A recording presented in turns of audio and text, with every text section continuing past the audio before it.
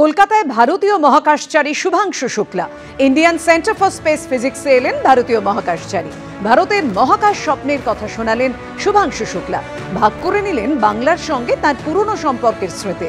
Indian centre for space ফিজিক্সের এক অনুষ্ঠানে যোগ দিতে এসে সাংবাদিকদের মুখোমুখি হন ইসরোর গগনযান মিশনের অন্যতম মুখ শুভাংশু শুক্লা। আন্তর্জাতিক স্তরে প্রশিক্ষণের অভিজ্ঞতা কিভাবে ভারতের নিজস্ব গগনযান মিশনে কাজে লাগবে? প্রশ্নের উত্তরে শুভাংশু জানান, এই ধরনের মিশনের প্রতিটি ধাপ থেকে শিক্ষা নেওয়াটাই আসল। ডিজাইন টিমের সঙ্গে নিয়মিত কথা হচ্ছে যাতে আন্তর্জাতিক মিশনের অভিজ্ঞতা কাজে লাগিয়ে গগনযানের ডিজাইনে প্রয়োজনীয় পরিবর্তন করা যায়। আমরা সঠিক পথে এগোচ্ছি ও এই অভিজ্ঞতা আমাদের নিজস্ব ডিজাইনে অত্যন্ত সুফল দেবে। ভারতের মহাকাশ জয়ের স্বপ্ন যে নিছক কল্পনা নয়, বরং এক সুপরিকল্পিত বাস্তব। কলকাতার মাটিতে দাঁড়িয়ে সেই বার্তাই দিয়ে গেলেন ভারতীয় মহাকাশচারী Shubhanshu Shukla. So when you see me going there, it gives you belief that you can also be here.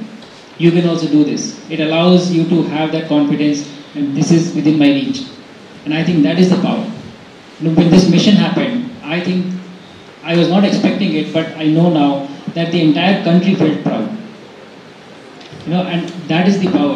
It brings together. It's symbolic in a way.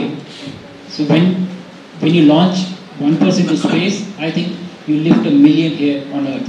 That is the power of space missions, and I think that is why we should continue to explore and we should continue to go out. Thank you. ইমামদের নিয়ে রাজ্য ওয়াকফ বোর্ডের বৈঠক। নাম নথিভুক্তর জন্য help desk খুলল ওয়াকফ board. ট্রাইব্যুনালে আবেদনের জন্য সাহায্য করবে ওয়াকফ বোর্ড। ট্রাইব্যুনালে আবেদনের জন্য সাহায্য করবে ওয়াকফ বোর্ড। ইমামদের নিয়ে রাজ্য ওয়াকফ বোর্ডের বৈঠক। নাম নথিভুক্ত করার জন্য হেল্প ডেস্ক খুলল ওয়াকফ বোর্ড। বিভিন্ন বিরোধী বলুন অবিরোধী বলুন, তারা বলছে ওয়াকফ বোর্ড নিয়ে বিভিন্ন বিভ্রান্ত ছড়াচ্ছে। আজকে আমরা আশ্বাস পেলাম যে 6 মাস তার করতে পারে, তার একটা কপিও আমরা কিন্তু ওয়াকফ বোর্ডের চেয়ারম্যানের কাছে নিলাম। ট্রাইব্যুনালের মাধ্যম দিয়ে হবে এবং যে সমস্ত মুতাল্লি যারা লিস্টে নাম আছে, এসি নাম্বার আছে, তারা নাম থাকা সত্ত্বেও তারা নথিবদ্ধ করাচ্ছে না, তাদেরকে ওয়াকফ বোর্ড ব্যবস্থা নিবে। তাদের যদি তারা না করায় তাহলে 6 মাস জেল এবং 1 লক্ষ টাকা জরিমানা হবে। যে সমস্ত মুতাওয়াল্লিরা তাদের ওয়াকফ সম্পত্তি উমিদ পোর্টালে আপলোড করতে পারেননি, তাদের জন্য ওয়াকফ বোর্ড হেল্প ডেস্ক খুলল এবং আমরা দেখতে পাচ্ছি ওয়াকফের অফিসেও কিন্তু এখানে হেল্প ডেস্ক খোলা হয়েছে। এছাড়া আরও 2 জায়গায় খোলা হয়েছে এবং জেলায় জেলাতেও এ ধরনের হেল্প ডেস্ক থাকছে। আর সেই কারণেই আজকে যে সমস্ত জেলার ইমামরা রয়েছেন তাদেরকে ডাকা হয়েছিল, তাদের মাধ্যমে প্রচার করা হবে যাতে করে সবাই এসে এই হেল্প ডেস্কে সাহায্য নেন এবং নিজেদের যে সম্পত্তি সেইগুলো ওয়াকফে অন্তর্ভুক্ত করার জন্য তারা ট্রাইব্যুনালের কাছে যেতে পারেন।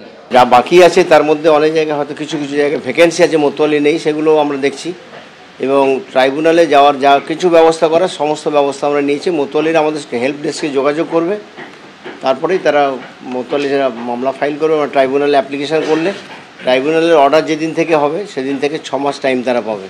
হেল্প ডেস্কে অনেকে বলছেন যে ডকুমেন্ট কিছু নেওয়া হচ্ছে না, জাস্ট ডকুমেন্ট তো পিটিশনটা আগে করবে না, তারপর কেস ফাইল হওয়ার পরে তখন যদি কোর্ট চায় যা ডকুমেন্ট দেখতে তখন সেগুলো দেখবে। আগে থেকে তো সব ডকুমেন্ট দেওয়ার দরকার নেই। জেলায় ডোমা অফিসে হচ্ছে, প্রত্যেকটা জেলায় জেলায় ডোমা অফিসকে আমরা ইনস্ট্রাকশন দিয়েছি, সেখানে লোকজন আছে, তারা সমস্ত কালেকশন করে নেবে পিটিশন। এবিপি আনন্দ, এগিয়ে থাকে, এগিয়ে রাখে।